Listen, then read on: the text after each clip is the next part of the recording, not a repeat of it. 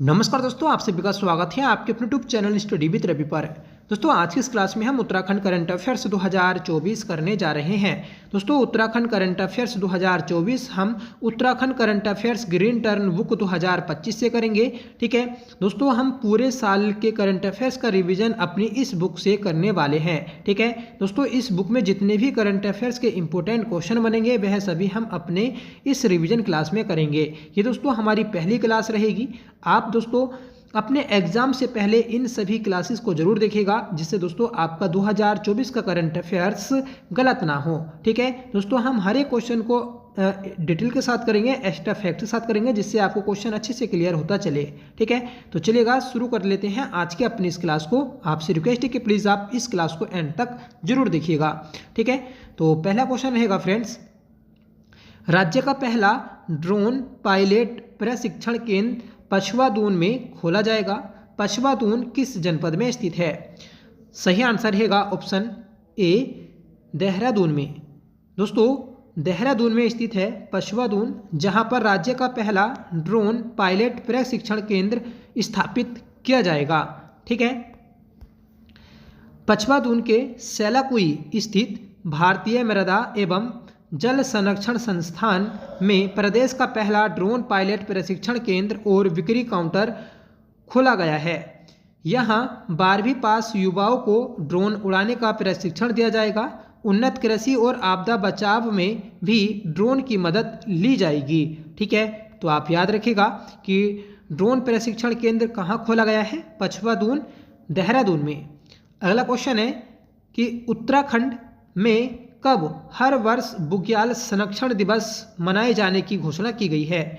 दोस्तों, मुख्यमंत्री पुष्कर सिंह धामी ने बुग्याल संरक्षण दिवस मनाने की घोषणा हर वर्ष 2 सितंबर को की है। सही आंसर रहेगा ऑप्शन सी। ठीक है, अब दोस्तों हर साल 2 सितंबर को बुग्याल संरक्षण दिवस मनाया जाएगा। फ्रेंड्स, प्रदेश में हर वर्ष 2 सितंबर को बुग्याल संरक्षण दिवस के रूप में मनाया जाएगा। मुख्यमंत्री पुष्कर सिंह धामी ने इसकी घोषणा उत्तराखंड राज्य विज्ञान एवं प्रौद्योगिकी परिषद यूकास्ट में हिमालय संरक्षण सप्ताह के पहले दिन बुग्यालों के संरक्षण के लिए आयोजित संगोष्ठी में एक वीडियो संदेश के माध्यम से की है। उन्होंने कहा है कि दोस्तों हिमालय भावी पीढ़ियों के लिए हिमालय की सुंदरता और समृद्ध जैव विविधता को सुरक्षित करना हमारा कर्तव्य है। इसलिए दोस्तों हर वर्ष 2 सितंबर को बुग्याल संरक्षण दिवस मनाया जाएगा। ठीक है, अगला क्वेश्चन है कि हाल ही में आईआईटी रुड़की द्वारा ईश्वर ऐप लॉन्च किया गया। इस ऐप का संबंध है? दोस्तों, हाल ही में आईआईटी रुड़की के द्वारा ईश्वर ऐप लॉन्च किया गया था, जिसका संबंध जल संरक्षण से है। सही आंसर रहेगा ऑप्शन वी। ठीक है फ्रेंड्स, राष्ट्रीय जल संस्थान, जल विज्ञान संस्थान NIH रुड़की के वैज्ञानिकों ने देश के सभी जल स्रोतों की गणना और इनकी जानकारी के लिए ईश्वर मोबाइल ऐप तैयार किया है। पायलट प्रोजेक्ट के रूप में ऐप की मदद से उत्तराखंड समेत 4 राज्यों उत्तराखंड, उड़ीसा, मेघालय और हिमाचल प्रदेश के स्रोतों का सर्वे शुरू किया गया है। ठीक है, तो आप याद रखिएगा। नेक्स्ट क्वेश्चन है, राज्य के किन स्थानों को एस्ट्रो टूरिज्म के रूप में विकसित किया जाएगा? दोस्तों, एस्ट्रो टूरिज्म के रूप में गुंजी और जादूंग गांव, इन दोनों को स्थापित किया जाएगा। ठीक है, इससे पहले भी दोस्तों स्थापित किए जा चुके हैं। ठीक है, उत्तरकाशी का जादूंग गांव, ठीक है, और दोस्तों पिथौरागढ़ का गुंजी, इन दोनों को दोस्तों हाल ही में विकसित करने का निर्णय लिया है। ठीक है फ्रेंड्स, खगोलीय गतिविधियों में रुचि रखने वाले देश विदेश के पर्यटकों को आकर्षित करने के लिए पर्यटन विभाग एस्ट्रो टूरिज्म के रूप में नए स्थान तलाश रहा है। इसके लिए दोस्तों पिथौरागढ़ के गुंजी और उत्तरकाशी के जादूंग गांव एस्ट्रो टूरिज्म के रूप में विकसित किए जाएंगे। वर्तमान में दोस्तों नैनीताल जिले के ताकुला व देवस्थानम और चमोली जिले के बेनीताल में एस्ट्रो विलेज विकसित किए जा चुके हैं। ठीक है, तो दोस्तों नैनीताल के 2 गांव ताकुला और देवस्थानम और चमोली के बेनीताल, तो इन तीनों को दोस्तों एस्ट्रो विलेज के रूप में विकसित किया जा चुका है। और हाल ही में दोस्तों 2 और नए स्थान खोजे गए हैं, एक पिथौरागढ़ का गुंजी और दूसरा दोस्तों उत्तरकाशी। ठीक है, तो इन दोनों स्थानों का नाम आप याद रखिएगा। ठीक है फ्रेंड्स,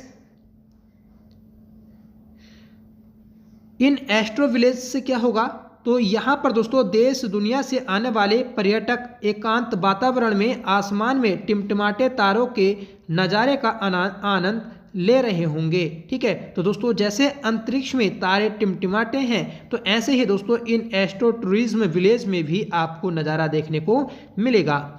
अगला क्वेश्चन है कि उत्तराखंड की पहली लैब ऑन व्हील्स का शुभारंभ किसके द्वारा किया गया। हाल ही में दोस्तों उत्तराखंड की पहली लैब ऑन व्हील्स का जो शुभारंभ किया गया, तो वह मुख्यमंत्री पुष्कर सिंह धामी जी के द्वारा किया गया है। राइट आंसर रहेगा ऑप्शन बी। ठीक है फ्रेंड्स, सीएम पुष्कर सिंह धामी ने स्टेट के सरकारी स्कूलों में पढ़ रहे स्टूडेंट्स को लैब ऑन व्हील्स के माध्यम से 4 मोबाइल साइंस लैब की सौगात दी है। सीएम आवास कैंप ऑफिस से पहले मोबाइल साइंस लैब के साइंस मॉडल का अवलोकन करते हुए चारों मोबाइल साइंस लैब को हरी झंडी दिखाकर रवाना किया। यूकास्ट व अगस्त्या इंटरनेशनल के सहयोग से इस प्रोजेक्ट के तहत लैब व्यवहारिक प्रदर्शनों, मॉडलों, साइंस एक्टिविटीज़ व प्रदर्शनों के माध्यम से स्टेट के क्लास 6 से 12वीं तक के स्टूडेंट लाभ पा सकेंगे। ठीक है, तो आप याद रखिएगा कि ये जो है दोस्तों आपका जो सरकारी स्कूल में पढ़ने वाले बच्चे होंगे, ठीक है, तो उनके लिए ये बनाई गई है। इसमें दोस्तों 6 से 12वीं तक के स्टूडेंट शामिल रहेंगे इसके लिए। ठीक है, इसमें दोस्तों बायोलॉजी, केमिस्ट्री, गणित जैसे सब्जेक्ट्स के सिलेबस को और बेहतर तरीके से सिखाने व समझाने का मौका स्टूडेंट को दिया जाएगा। ठीक है, अगला क्वेश्चन है कि मुख्यमंत्री पुष्कर सिंह धामी ने किस जनपद में DDRS की शुरुआत की है। तो दोस्तों मुख्यमंत्री पुष्कर सिंह धामी ने DDRS की जो शुरुआत की, तो वह है रुद्रप्रयाग जनपद में की है। सही आंसर रहेगा ऑप्शन वी। ठीक है फ्रेंड्स, उत्तराखंड के मुख्यमंत्री पुष्कर सिंह धामी ने राज्य प्रदूषण नियंत्रण बोर्ड द्वारा संचालित प्लास्टिक अपशिष्ट प्रबंधन की डिजिटल जमा वापसी प्रणाली मतलब DDRS का शुभारंभ किया। प्लास्टिक प्रदूषण की समस्या विशेष रूप से पहाड़ियों में गंभीर है और अधिकारियों ने कहा है कि यह पहल इस मुद्दे को स्थायी तरीके से हल करने में मदद करेंगी। ठीक है दोस्तों, DDRS के तहत प्लास्टिक की बोतलें सामग्री बनाने वाली इकाइयों द्वारा QR कोड तैयार किया जाएगा। उपभोक्ताओं को निकटतम DDRS केंद्र पर प्लास्टिक वापस करने के लिए प्रोत्साहित किया जाएगा, जहां वे बारकोड को स्कैन करेंगे और जमा किए गए प्लास्टिक कचरे की प्रत्येक इकाई के लिए रिफंड प्राप्त कर सकेंगे। जैसे दोस्तों अगर आप कोई प्लास्टिक की बोतल है आपके पास, तो आप उसे वापस कर सकते हैं, उसके बदले आपको दोस्तों रुपए मिलेंगे। ठीक है, तो ये दोस्तों पहल शुरू की गई है। जो केदारनाथ है दोस्तों, तो वहाँ पर एक प्लास्टिक बोतल के लिए दोस्तों रिफंड के तौर पर 10 रुपये दिए जाते हैं। ठीक है, तो ये दोस्तों वहाँ पर 2022 से शुरू किया गया था। अगला क्वेश्चन है कि उत्तराखंड के किस जिले को डिजिटल इंडिया अवार्ड 2022 से सम्मानित किया गया। तो ये किया गया था दोस्तों रुद्रप्रयाग जनपद को। सही आंसर रहेगा ऑप्शन बी। ठीक है, तो आप याद रखिएगा कि डिजिटल इंडिया अवार्ड 2022 से रुद्रप्रयाग जनपद को सम्मानित किया गया था। ठीक है friends, digital deposit refund system 2 साल पहले पायलट प्रोजेक्ट के रूप में उत्तराखंड में शुरू हुआ था। इसके सफल संचालन के लिए उत्तराखंड के रुद्रप्रयाग जनपद को डिजिटल इंडिया अवार्ड 2022 से सम्मानित किया गया था। ठीक है, तो आप याद रखिएगा। नेक्स्ट क्वेश्चन है कि हाल ही में राज्य सरकार द्वारा किए गए परिसीमन से प्रदेश में कितनी नई इकाइयाँ, नई ग्राम पंचायतें अस्तित्व में आई हैं? तो दोस्तों ये 37 अस्तित्व में आई है। सही आंसर रहेगा ऑप्शन सी। ठीक है दोस्तों, हाल ही में राज्य सरकार के द्वारा परिसीमन किया गया था, जिसके तहत दोस्तों राज्य में 33 नई ग्राम पंचायतें अस्तित्व में आईं। ठीक है फ्रेंड्स, प्रदेश में ग्राम पंचायतों के परिसीमन से 37 नई ग्राम पंचायतें वजूद में आ गई हैं, जिससे ग्राम पंचायतों की संख्या अब 7,795 से बढ़कर 7,832 हो गई हैं। ठीक है, अगला क्वेश्चन है कि स्मार्ट औद्योगिक शहर के रूप में विकसित होगा उत्तराखंड का खुरपिया फार्म, यह किस जनपद में स्थित है? सही आंसर रहेगा ऑप्शन बी, ऊधम सिंह नगर में। दोस्तों खुरपिया फार्म यह ऊधम सिंह नगर जनपद में स्थित है, जिसे स्मार्ट औद्योगिक शहर के रूप में विकसित किया जाएगा। ठीक है फ्रेंड्स, भारत सरकार ने national industrial corridor development program के तहत देश के 12 स्थानों पर औद्योगिक शहर बनाने का फैसला लिया, जिसके तहत उत्तराखंड के ऊधम सिंह नगर जनपद के किच्छा में स्थित खुरपिया फार्म को स्मार्ट औद्योगिक शहर के रूप में विकसित किया जाना है। खुरपिया फार्म को विकसित करने के लिए केंद्र सरकार से 400 करोड़ रुपए मिलेंगे, जिससे प्रदेश के युवाओं को प्रत्यक्ष और परोक्ष रूप से रोजगार मिलेगा। ठीक है, तो आप याद रखिएगा, मोस्ट इम्पोर्टेंट है। ठीक है दोस्तों, ये जो स्मार्ट इंडस्ट्रियल एरिया बनाया जाएगा, तो यह दोस्तों national industrial corridor development program के तहत बनाया जाएगा, जो कि दोस्तों भारत सरकार का एक प्रोग्राम है। इसी के तहत दोस्तों 12 स्थानों पर इस औद्योगिक शहर को विकसित किया जाएगा। ठीक है, तो मोस्ट इंपोर्टेंट क्वेश्चन है, याद रखिएगा। अगला क्वेश्चन है हमारा, राज्य में मुख्यमंत्री पुष्कर सिंह धामी द्वारा मुख्यमंत्री नमक पोषण योजना का शुभारंभ कब किया गया?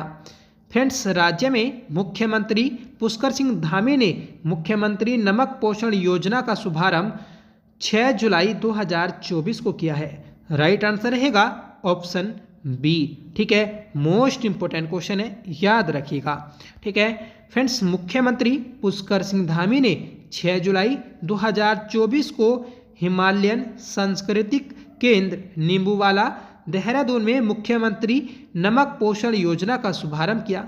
इस अवसर पर उन्होंने मुख्यमंत्री नमक पोषण योजना के लाभार्थियों को आयोडाइज्ड नमक वितरण किया। इस योजना के तहत अंत्योदय और प्राथमिक परिवार योजना के लगभग 14 लाख राशन कार्ड धारकों को प्रति माह 8 रुपये प्रति किलो की दर से आयोडाइज्ड नमक उपलब्ध कराई जाएगी। ठीक है, तो आप याद रखिएगा कि ये जो आयोडीन नमक है, तो ये है 8 रुपये प्रति किलो मिलेगी।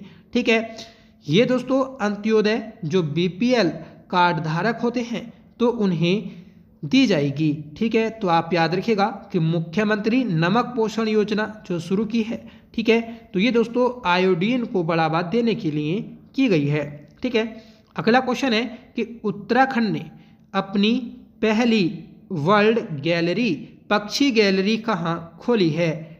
राइट आंसर रहेगा ऑप्शन ए, देहरादून में। देहरादून में दोस्तों उत्तराखंड ने अपनी पहली वर्ल्ड गैलरी पक्षी गैलरी खोली है। ठीक है फ्रेंड्स, उत्तराखंड वन विभाग की अनुसंधान शाखा ने देहरादून में जोली ग्रांट स्थित प्रकृति शिक्षा केंद्र में उत्तराखंड की पहली पक्षी गैलरी की स्थापना की। इस गैलरी में उत्तराखंड के पक्षियों की उच्च रेजोल्यूशन वाली तस्वीर दिखाई गई हैं, जो विजिटर्स को राज्य के पक्षियों की आकर्षक झलक दिखाती हैं। उत्तराखंड में भारत में सबसे ज़्यादा पक्षी प्रजातियां पाई जाती हैं। यहाँ 710 से ज़्यादा प्रजातियां पाई जाती हैं, जो देश की पक्षी प्रजातियों का 50% से ज़्यादा है। दरअसल वर्ल्ड गैलरी पक्षी प्रजातियों के संरक्षण की सुविधा प्रदान करेगी और पक्षी प्रजातियों के बारे में जागरूकता पैदा करेगी। ठीक है, तो आप याद रखिएगा, मोस्ट इम्पोर्टेंट है। अगला क्वेश्चन है, श्री बद्रीनाथ धाम के नए रावल कौन बनाए गए हैं? दोस्तों, बद्रीनाथ धाम के नए रावल अमरनाथ नंबूदरी बनाए गए हैं। सही आंसर रहेगा ऑप्शन ए। ठीक है फ्रेंड्स, बद्रीनाथ मंदिर में मुख्य पुजारी को रावल की उपाधि देने की परंपरा टिहरी नरेश ने 1776 में शुरू की थी। तब टिहरी नरेश प्रदीप शाह थे। ठीक है, प्रदीप शाह बद्रीपुरी के प्रवास पर थे। उस समय उन्हें पता चला कि बद्रीनाथ मंदिर की मुख्य पुजारी जो ज्योतिर्मठ के शंकराचार्य हुआ करते थे वह ब्रह्मलीन हो गए हैं। इसके बाद टिहरी नरेश ने मंदिर में पूजा करने के लिए गोपाल नंबूदरी को मंदिर का पहला रावल नियुक्त किया। पहले टिहरी नरेश ही नायब और रावल की नियुक्ति करते थे। ठीक है, लेकिन दोस्तों बद्रीनाथ केदारनाथ मंदिर समिति इनकी नियुक्ति करती है। ठीक है, अब दोस्तों बद्रीनाथ और केदारनाथ जो मंदिर समिति है तो इनकी नियुक्ति करती है। दोस्तों, मंदिर का रावल नैष्ठिक ब्रह्मचारी होता है। केरल राज्य के कालड़ी गांव के नंबूदरी ब्राह्मण ही रावल पद पर नियुक्त होते हैं। तो ये दोस्तों हम अपने उत्तराखंड जीके में भी पढ़ते हैं कि जो बद्रीनाथ में रावल पुजारी होते हैं तो वह दोस्तों कहाँ के हैं? तो वह दोस्तों केरल के कालड़ी गांव के रहने वाले होते हैं। ठीक है, 1776 में दोस्तों 1776 से अब तक 21 रावल नियुक्त हुए हैं। पूर्व रावल ईश्वरी प्रसाद नंबूदरी 2014 से मंदिर के रावल यानी मुख्य पुजारी थे। अब ईश्वरी प्रसाद पारिवारिक और स्वास्थ्य संबंधी कारणों के चलते बद्रीनाथ मंदिर के रावल का पद छोड़ दिया है। तो इन्होंने दोस्तों हाल ही में पद छोड़ दिया। इनके बाद दोस्तों मौजूदा नायब रावल अमरनाथ नंबूदरी मंदिर के नए रावल बन गए हैं। ठीक है, तो आप याद रखिएगा, ये भी दोस्तों क्वेश्चन एग्जाम में पूछा जाएगा। अगला क्वेश्चन है कि राज्य के किन क्षेत्रों को काउंटर मैग्नेट एरिया घोषित किया गया? तो दोस्तों याद रखिएगा, काउंटर मैग्नेट एरिया जो घोषित किया गया तो वह आपके देहरादून और हरिद्वार इन दो क्षेत्रों को घोषित किया गया है। फ्रेंड्स, दिल्ली और राष्ट्रीय राजधानी क्षेत्र NCR, ठीक है, नेशनल कैपिटल रीजन में आबादी का दबाव कम करने के मकसद से सरकार ने देहरादून और हरिद्वार को काउंटर मैग्नेट एरिया घोषित कर दिया है। इससे इलाज, रोजगार, शिक्षा, खेल के लिए दिल्ली की तरफ लोगों का पलायन रुकेगा। शिक्षा, रोजगार, इलाज के लिए दिल्ली जाने वालों को देहरादून और हरिद्वार में ही दिल्ली जैसी सुविधाएं दी जाएंगी। इन शहरों में सड़क, बिजली, पानी, चिकित्सा, शिक्षा, रेलवे कनेक्टिविटी आदि आधारभूत सुविधाएं दिल्ली जैसी ही उपलब्ध कराने के प्रयास किए जाएंगे। ठीक है, देश में दोस्तों जो काउंटर मैग्नेट सिटी हैं तो वह हिसार जो कि हरियाणा में है, बरेली उत्तर प्रदेश में, कोटा राजस्थान, पटियाला पंजाब, ग्वालियर मध्य प्रदेश को काउंटर मैग्नेट सिटी घोषित किया जा चुका है। मैग्नेट सिटी के अधीन वे शहर हैं जो दिल्ली से 100 से 400 किलोमीटर की दूरी पर स्थित हैं। ठीक है, तो आप याद रखिएगा कि जो काउंटर मैग्नेट सिटी हैं तो वह दोस्तों किससे किसे बनाया जाएगा? ठीक है, तो हरिद्वार और दिल्ली को।